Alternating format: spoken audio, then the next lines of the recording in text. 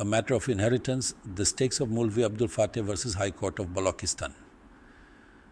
The case of Mulvi Abdul Fateh versus High Court of Balochistan revolves around a fundamental human drama, the battle for inheritance. This isn't just about property, it's about lineage, family, and the enduring impact of legal decisions on individual lives.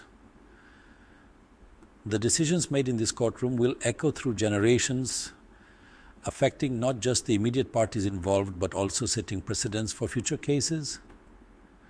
The case shines a light on the complexities of succession laws, particularly in cases where the legitimacy of parentage is questioned. These laws are intricate and often require a deep understanding of both legal principles and cultural contexts. This legal battle unfolding in the courtrooms carries profound implications for how such disputes are resolved in the future. The outcome could influence how similar cases are approached, potentially leading to reforms in the legal system. The stakes couldn't be higher. The courtroom is a battleground where every argument, every piece of evidence, and every legal precedent could tip the scales of justice. For the petitioner, Mulvi Abdul Fateh, it's a fight to reclaim what he believes is rightfully his. His determination is fueled by a sense of justice and a desire to honor his family's legacy. For the respondents, it's about protecting their inheritance and their very identities. They are fighting to preserve their own sense of family history and the material assets that come with it. The case raises questions about fairness, justice, and the delicate balance between individual rights and societal interests. It challenges the legal system to consider not just the letter of the law, but also the spirit of justice and equity. As the case progresses, it will undoubtedly attract public attention, sparking debates about the nature of inheritance laws and their impact on families. The final verdict will be more than just a legal decision. It will be a statement about the values that underpin our society, setting the stage, unveiling the contested succession. The dispute originated from a seemingly straightforward inheritance claim, but it quickly spiraled into a complex legal battle. Mulvi Abdul Fateh, the petitioner, contested the inheritance rights of the respondents, claiming they were not the legitimate heirs of the deceased. He insisted that the respondents had fabricated their relationship with the deceased to unlawfully claim the inheritance. He argued that their claim to be the children of the deceased was false, thus invalidating their right to the inheritance. According to Abdul Fateh, the respondents had no legal standing and their documents were forged. The respondents, on the other hand, vehemently denied these allegations. They stood firm, asserting their legitimacy and the authenticity of their claims. They maintained that they were the rightful heirs, born from a legal and valid marriage to the deceased. They presented a marriage certificate and other documents to substantiate their claims, hoping to convince the court of their rightful inheritance. They produced evidence to support their claim, setting the stage for a legal battle. The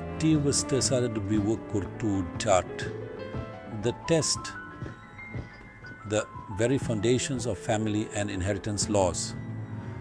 The courtroom became a battleground of legal arguments, with each side presenting their case with fervor.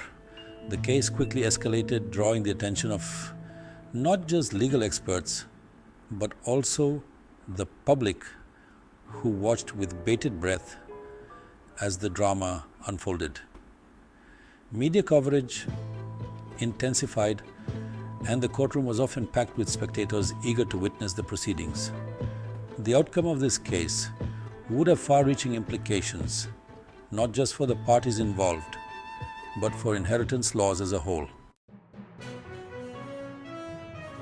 The legal crossroads, legitimacy of parentage, and procedural fairness. These two concepts often intersect in complex and emotionally charged cases, where the stakes are incredibly high for all parties involved. At the heart of the Mulvi Abdul Fateh case lay two pivotal legal issues: the legitimacy of the respondent's parentage and the appropriateness of the summary procedure used by the High Court. These issues were not just legal technicalities, but had profound implications for the lives of those involved. The petitioner argued that the respondent's claim to parentage was dubious and should be thoroughly investigated. He insisted that without a detailed examination, the truth could remain obscured, potentially leading to an unjust outcome. He believed that the High Court's decision to use a summary procedure designed for swift resolution of straightforward cases was inappropriate given the complexity of the parentage issue. The summary procedure, while efficient, might not provide the depth of scrutiny required for such a sensitive matter. This argument struck at the core of due process. Due process is a fundamental principle that ensures fair treatment through the normal judicial system, especially as a citizen's entitlement.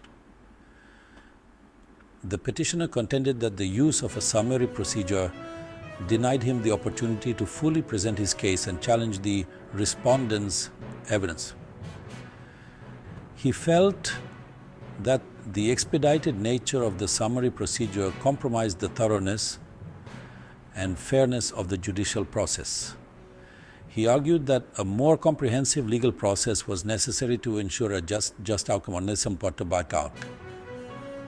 Wanda Ganetka diske kasi daris samkat on the token to Kalkamail was the parties back and us to the story. A detailed and methodical approach would allow for a more nuanced understanding of the facts, ensuring that justice was not only done but seen to be done. Section 4. The petitioner's plea, challenging the respondent's claim.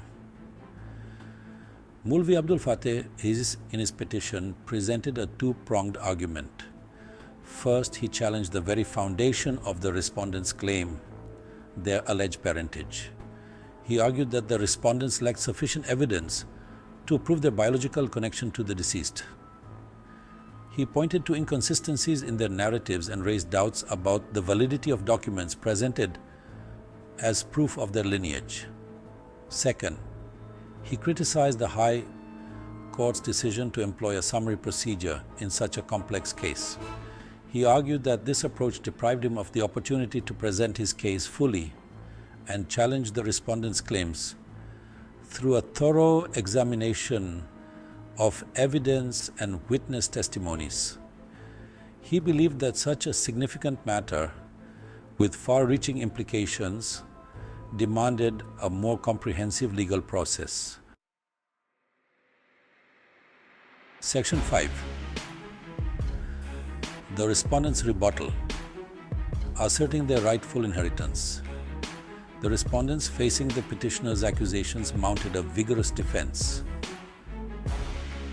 They refuted the petitioner's claims, asserting that their parentage was legitimate and their right to the inheritance was indisputable. They presented documents including marriage certificates and birth records that they believed firmly established their lineage and their claim to the deceased's estate. Furthermore, they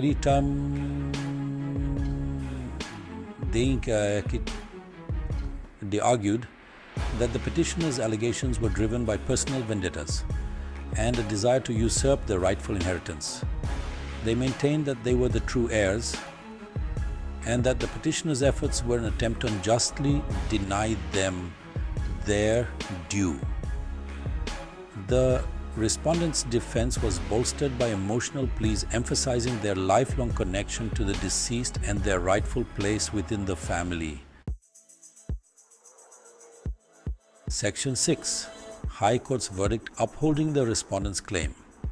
After considering the arguments and evidence presented by both sides, the High Court delivered its judgment. The court meticulously examined the documents submitted by the respondents and found them to be credible and convincing. It concluded that the respondents had successfully established their parentage and consequently their right to inherit the deceased's property. The court also addressed the petitioner's concerns about the summary procedure. It acknowledged the complexity of the case but maintained that the summary procedure was appropriate. The court reasoned that the evidence presented was clear and compelling, negating the need for a more protracted legal process.